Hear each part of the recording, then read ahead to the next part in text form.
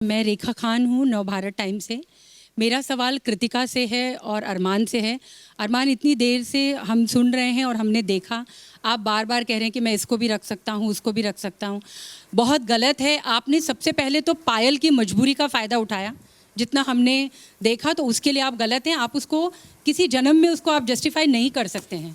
और कृतिका, हमने एक कहावत सुनी है ना कि डायन भी 7 घर छोड़ करके वार करती है। तो आपने तो मतलब अपने मतलब अपनी जो फ्रेंड है, आपने पूरा किस्सा बयान किया कि कैसे मतलब आप कैसे करीब आई, 7 दिन में कैसे हुआ, आपने कैसे उनसे नंबर मांगा। तो कहते हैं ना, वो कहावत को भी आपने एकदम सच कर दिखाया कि औरत औरत की दुश्मन होती है। हम हमेशा इतने सालों से इस चीज़ को मतलब हटाना चाह रहे हैं। तो मेरा सवाल आपसे ये है कि यही सिचुएशन अगर पायल आपके साथ करती, आप अगर पहली बीवी होती और पायल इस तरह से करीब आके 1 हफ्ते के अंदर और इस तरह की चीज़ें करके, जितना कि आप इंटरेस्ट ले लेके बता रही थी, तो फिर तो क्या आप मतलब आप बर्दाश्त करती? तो सबसे पहले तो मैं ये बात बोलूँगी कि हम एक रियलिटी शो में जो चीज़ें बाहर है वो मैं बाहर भी अपने ब्लॉग्स में बता चुकी। तो मैं इधर आके ना लोगों से झूठ नहीं बोलना चाहती थी।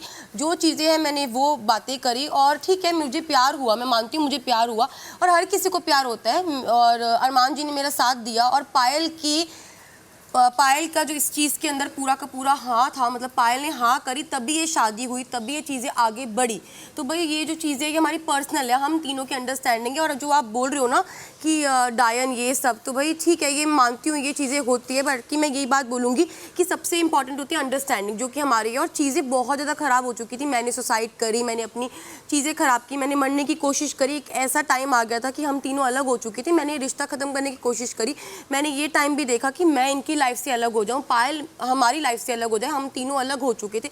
अलग होने के बाद मुझे फिर एंड में ये चीज़ें समझ आई कि हाँ, मैं नहीं रह सकती ना इनके बिना। आप अभी भी मेरे सवाल का जवाब नहीं दे रही है। मैं कह रही हूँ कि अगर आपके साथ पायल ऐसा करती तो आप बर्दाश्त करती? बस मेरा सवाल इतना है। बाकी आपकी पूरी कहानी तो पूरी दुनिया जानती है।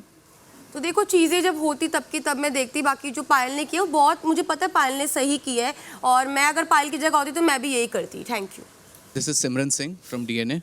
मेरा सवाल अरमान आपसे और कृतिका आपसे है। आप अपने आप को, अभी फिनाले वीक है, बस अगले हफ्ते फिनाले है, क्या आप अपने आप को एक वैलिड विनर देखते हैं इस शो में? डू यू थिंक अगर आप ये शो जीतते हैं एक अच्छा एग्जाम्पल सेट होगा? बिकॉज जब आप आए थे तो आप ऑफकोर्स आप पायल और कृतिका जी के साथ आए थे, फिर जो एक हुआ है अभी, जिस तरीके से 2 इंसिडेंट हुए आपके जहाँ पे यू लॉस्ट योर कूल, फिर उसके अलावा जो आपके साथ पीछे जो पर्सनल लाइफ में रहा उसके बारे में आप बोस्ट करते हुए भी यहाँ पे घर में पाए गए, तो do you think it will be a good example अगर आप ये शो जीतते हैं? तो मैं ये कहना चाहूँगा, देखो क्या है ना कि पहले लोग ना मुझसे बिल्कुल प्यार नहीं करते थे। मुझे ऐसा लगता था कि मैं इस घर में आऊँगा और 1 हफ्ते में चला जाऊँगा, पर मैं यहाँ तक पहुँचा हूँ। और उसके बाद जो गोलू के साथ जो हादसा हुआ उस पर मैंने स्टैंड लिया, मैंने कुछ नहीं देखा।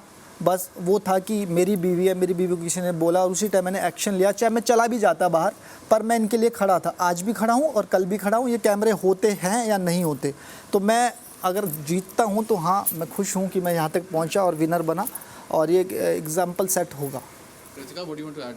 मैं यही बोलना चाहूँगी कि ना सब यहाँ पे आए हैं जीतने के लिए, और मुझे भी जीतना है। और मेरे को बहुत ये चीज़ अच्छी लगेगी, क्योंकि जिस शो में हम लोग हैं बिग बॉस में, यहाँ पर आपको 100% रियल रहना होता है। जो आपकी रियल पर्सनैलिटी है वो दिखानी होती है। तो अभी तक जैसे भी हूँ मैं बाहर, तो वैसे ही अंदर हूँ। तो अगर मैं जीतूँगी तो बहुत अच्छा रहेगा। ओके। नमस्कार, मेरा नाम हरी दुबे है और मैं जूम टीवी से हूँ। पहले तो आप सभी को बहुत बहुत बधाई यहाँ तक पहुँचने के लिए। Thank you ji, thank you. मेरा सवाल अरमान आपसे है जी। आपको इस घर में ये कहते सुना गया कि सना, नेजी और लवकेश इस घर में अपने डूबते करियर को संवारने आए हैं। जी बिल्कुल बिल्कुल। तो आप इस घर में क्या करने आए हैं सर? और दूसरा सवाल ये है जी, कि आपने हमेशा लवकेश को ये कहा है कि वो एल्विश की पूंछ पकड़कर यहाँ तक पहुंचे हैं। तो मेरा सवाल ये भी रहेगा कि कृतिका और पायल किसका पूंछ पकड़कर यहाँ तक आई थी? देखो, कृतिका और पायल ये तो हम फैमिली हैं। और अगर बात की जाए, फैमिली में कोई किसी की पूंछ पकड़ के यहाँ तक नहीं आता। फैमिली फैमिली होती है। बात रही लवकेश को ले लेते, भाई जैसा ही है। कोई बात नहीं, मैं बता देता हूँ, पूरी बात सुन लो। क्या है ना कि अगर लवकेश का नाम लिया जाता है तो पहले एल्विश का लिया जाता है, उसके बाद लवकेश का दिया जाता है। बात रही सना की, तो सना को मैंने कहीं नहीं देखा आज तक। तो मैं यही बोलना चाहता हूँ कि वो अपना डूबता हुआ कैरियर यहाँ पे ठीक करने आया, और यहाँ भी डुबा दिया उसने। जो उसका माहौल है घर को देख के, तो लोगों की नज़रों में वो भी डूबा ही हुआ है, चाहे वो नेजी भी हो। चाहे थैंक यू। नमस्कार, मेरा नाम गायत्री है और मैं पिंक विला से हूँ। मेरा सवाल अरमान आपसे है कि आपने सना को ये कहा था, सना और विशाल से ये कहा था, इन जैसों को तो मैं काम पर रख सकता हूँ। बिल्कुल।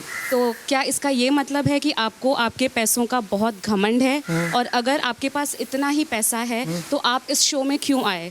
और पॉपुलैरिटी तो आपकी वैसे भी आपके व्लॉग्स के थ्रू है, तो आपका मेन एम यहाँ पर आने का क्या था और इन जैसों का मतलब क्या है? मैं बता देता हूँ आपको। पहली बात तो मैं यहाँ पैसों के लिए नहीं आया हूँ। दूसरी बात, कोई बहस हुई थी, विशाल से भी मेरी हुई थी, ये भी साथ में थे। इन्होंने मुझे यहाँ पे खड़ा मतलब एक ऐड था, कुछ ऐड था, तो इसने उस दिन इतना ज़्यादा बोल दिया था कि मतलब इंसान सुन नहीं सकता। इसने बोला मुझे जानवर बोला, सांड बोला, फिर इसने बोला औरत है, ये वो चीज़ें हैं। तो गुस्से में ना इंसान कुछ भी बोल सकता है, और ये बात मैंने बोली थी कि इन जैसों को मैं काम पे रख सकता हूँ और फिलहाल भी रख सकता हूँ, बाहर जाके भी रख सकता हूँ। तो ये बात बिल्कुल सच है। ये हमारा डूबता करियर संवारेंगे। इनकी म्यूजिक वीडियोस आती है ना, तो ये शायद हमें कास्ट कर लेंगे। प्लीज सर जल्दी करना। जी बिल्कुल करें। वेटिंग हाँ, चेक बिल्कुल पड़ा लेना। बिल्कुल बिल्कुल